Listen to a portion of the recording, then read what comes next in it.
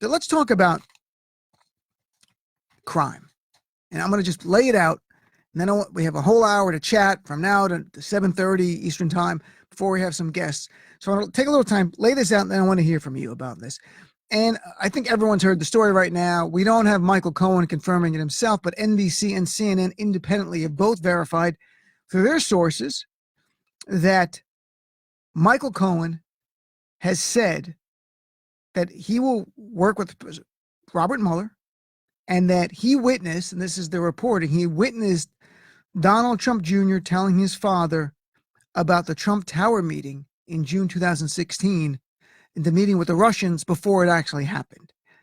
And this is a game changer. You want to know how serious it is? Here is Rudy Giuliani talking about Michael Cohen 2 months ago on ABC. Here's clip number 3. Are you concerned at all that Michael Cohen's going to cooperate with prosecutors? No, I expect that he is going to cooperate with them. I don't think they'll be happy with it because he doesn't have any incriminating evidence about the president or himself. The man is an honest, honorable lawyer. So he calls Michael Cohen an honest, honorable lawyer. He has no incriminating evidence, nothing to worry about.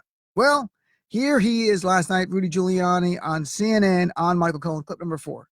No, I expected something like this from Cohen. He's been lying all week. I mean, or for 2. He's been lying for years. I mean, he's been lying for years. So now he's lying. They're throwing him under the bus. He's lying because they are really worried. This, even some Fox Newsers, even Geraldo Rivera and Judge Napolitano have said this is potentially a game changer. And let me lay out why, because we're still right. What we have now, I have to be on. I will tell you the headline first before we go through this. As an attorney, I can tell you in looking at the facts and assuming what Cohen is going to say is the way it's reported, I think now you have the elements on their face fulfilled for Donald Trump to be charged with a criminal conspiracy. Forget collusion. There's no such thing. It's criminal conspiracy. And I will tell you why. It doesn't mean he will be charged. I think that a sitting president, it's unclear if you can indict one. And I think they will only indict if they have real ironclad evidence. You're indicting, you're trying to make new law, indicting a sitting president. But let's go through what we know right here. The Michael Cohen comment, forget it shows Trump's a liar. We know Trump's a liar. Everyone knows Trump's a liar. That's not a big deal. His own supports. To remind people, though, Donald Trump has said in the past, the first time he learned about the meeting in June 2016 at Trump Tower, the first time he learned about it was July 2017. So he has said clearly that he never knew a thing about it. And Donald Trump Jr. told Congress that he never told his dad about it. And the reason July 2017, Trump says he learned about it, that's when the New York Times broke it and had all the emails. So just to keep that in mind, Trump being a liar means nothing, but it's important in filling in the elements for criminal conspiracy. Now, in reality, I think all of us know common sense says Donald Trump Jr. told his father about this meeting. It would be stunning. It would be no son would not tell their dad if you were working on the campaign about the meeting. Of course you would. And I'll remind you that the email is June 3rd, 2016. Trump Jr. gets an email from his friend in Russia. And in it says the Crown Prosecutor of Russia had a meeting and, quote, offered to provide the Trump campaign with some official documents and information that would incriminate Hillary in her dealings with Russia and would be very useful to your father. The email goes on to say, and again, quotes, this is obviously very high level and sensitive information, but it is part of Russia and its government support for Mr. Trump. Goes on to say, what's the best way to connect you? And again, saying this is ultra sensitive, so wanted to send it to you first. What son would not tell their father, Dad, the Russian government wants to help you win? It's not even conspiracy. It's human nature. If I was helping my dad for a campaign, if any of you were helping your father or a loved one or your mom, and you get an email, the Russian government has incriminating dirt on your opponent, and they want to help you, you would normally tell them. So common sense says Donald Trump knew about it. There's no doubt about it. And then the meeting is set up for June 9th. June 9th, they have the meeting at Trump Tower. Paul Manafort, who was then campaign manager, goes to the meeting. Jared Kushner's there. Donald Trump is in the building, like a couple of floors away. Of course he knew about the meeting. His campaign manager's in a meeting in the building with Russians, and his son's at it, and Jared Kushner. Of course they knew about it. Common sense tells us Trump knew about all of this.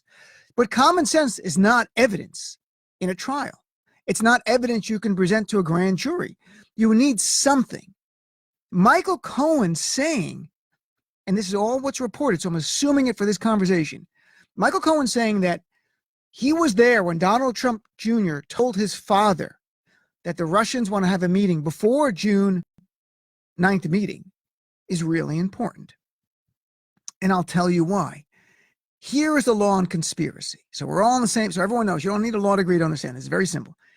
A criminal conspiracy is simply when more than two people or more, agree to commit any act that is unlawful and then take some action toward its completion.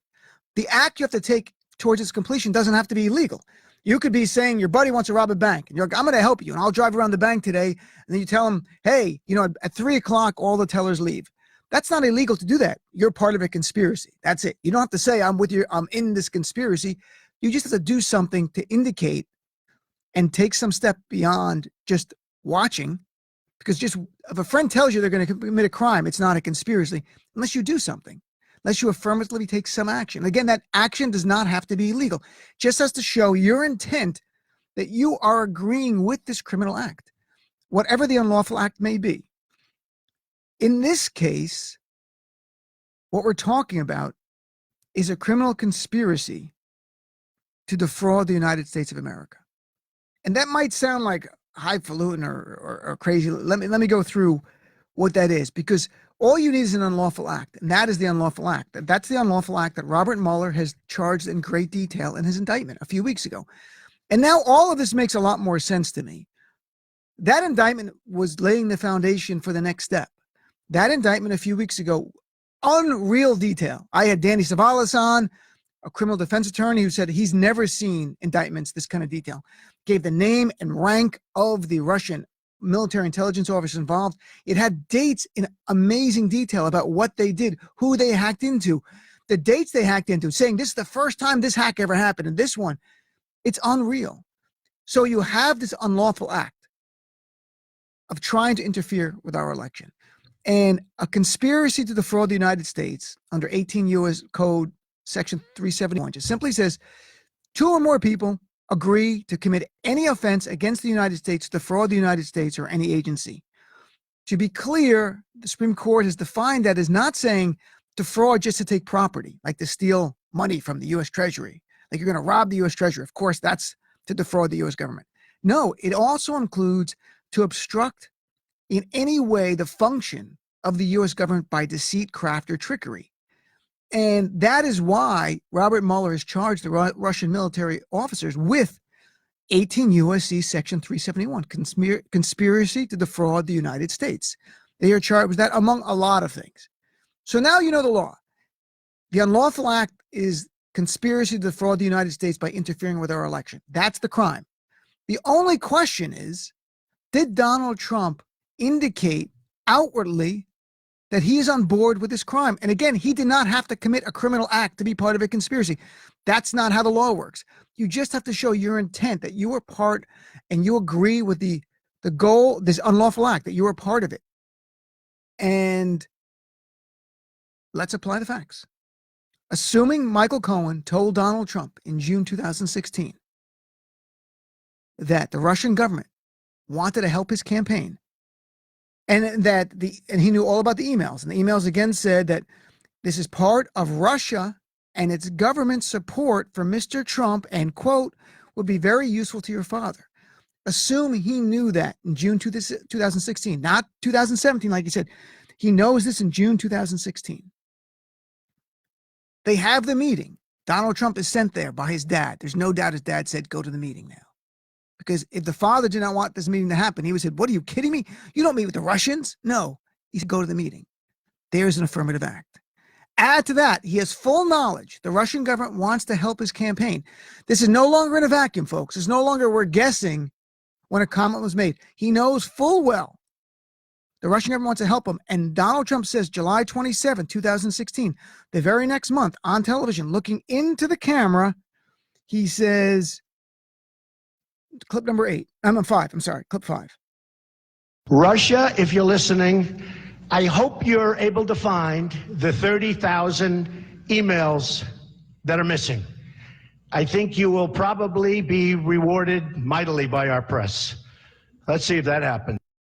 That statement alone, if Donald Trump really had no clue, and I'm just being honest here, don't be upset, progressives, I'm being honest as a lawyer. If Donald Trump did not know about the meeting with the Russians until July 2017, and he just said that on his own and had no clue the Russians were trying to help him, there'd be no conspiracy because he had no idea the Russians were engaged in an unlawful act. He had no idea they wanted to give him information in violation of Federal Election Commission laws. You're not allowed to get any help from outside, from foreign nationals. It's a crime to do that. You're violating the Federal Election Commission laws. If he had no clue about any of that and just said that to troll Hillary, that would not be a conspiracy. That would not be a crime. I know I've played on this show. We've all talked about it, like, oh my God, look, he's speaking to the Russians. If he did not know the Russians were trying to help him and he did not know the Russians had dirt and were engaged in a military operation to attack our democracy, or at least had an understanding they were trying to give him dirt, which is also still in violation of our laws, no conspiracy. But if what Michael Cohen said is true, you filled in that element that you need. You have Donald Trump knowing the Russian government wants to help his campaign, which is on its own a violation of U.S. campaign laws. No foreign national under our law can help you in any way, not just with money, but anything of value. That's a campaign contribution. And for those Trumpers going, what's wrong? We interfere with other governments. I don't care. I'm talking about what the law is on our books. If you want to call and say Donald Trump's above the law, you can do that. And I'll say, go screw yourself, because no one's above the law. Good luck with that argument. So if Donald Trump knew what Michael Cohen is saying, if that is true, and Donald Trump knew that when he made that statement publicly and when he sent his son to that meeting, folks, you have a criminal conspiracy to defraud the United States of America in violation of 18 U.S.C. Section 371. You have that. And you want to know more? On that day, July 27, 2016, when Donald Trump said, Russia, if you're listening, Russia was listening. And they responded that night, as the Mueller indictment details in remarkable granular detail. July 27, 2016, that night, after hours. So Trump makes a statement in the afternoon. In the indictment, it says after hours. And it says for the very first time, Russian military intelligence hackers went after Clinton's personal emails on that night. So Russia listened. So in their view, Trump is like, we're all in this together, folks. That's exactly, so there you go. You have a criminal conspiracy. And you want to hear more? And I don't want to muddy this because this is pretty clear right now. Do you want to hear more about the cover-up of the criminal conspiracy? In July 2017, when the New York Times broke the story about these emails, don't forget, these emails were not revealed by Donald Trump Jr. or the father or anyone. The New York Times, thank God, got them. How? I'm not sure, but they got them. When they first revealed them in July 2017, Donald Trump lied.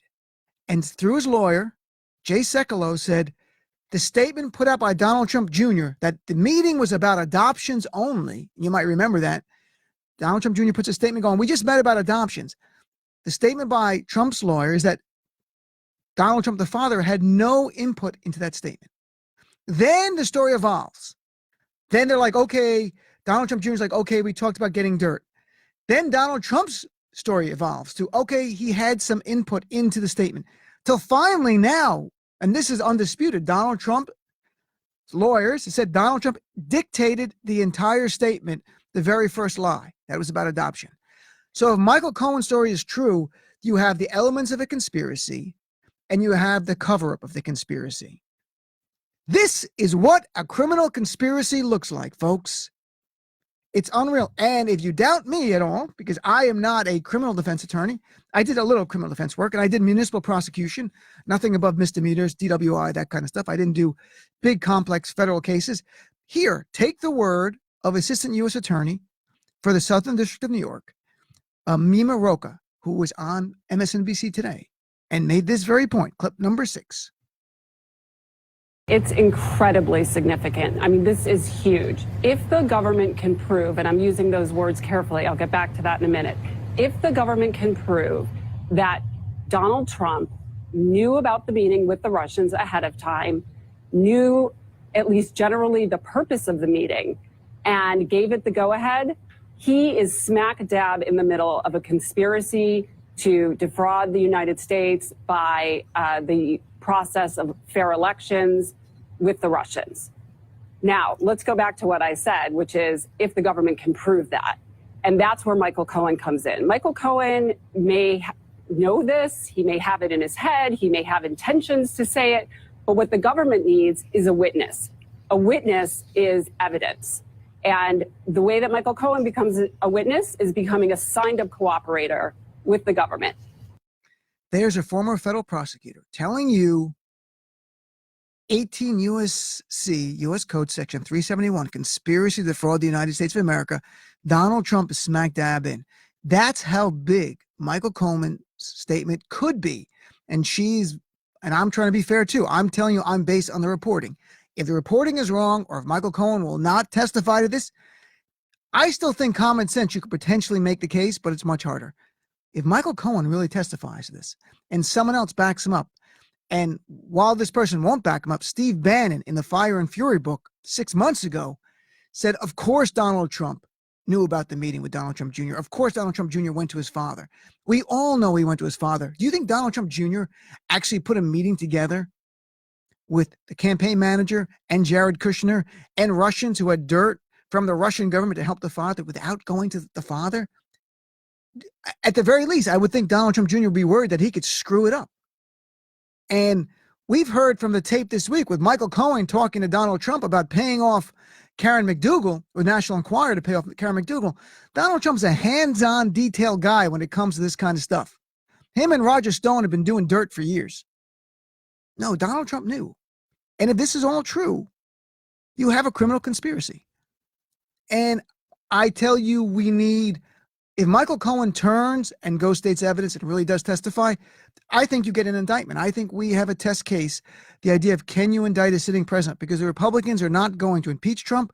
And even if they impeach him, 2/3 in the Senate will never remove him, regardless. Even if we win the Senate by 1 seat, we won't get 2/3. I think this has to go.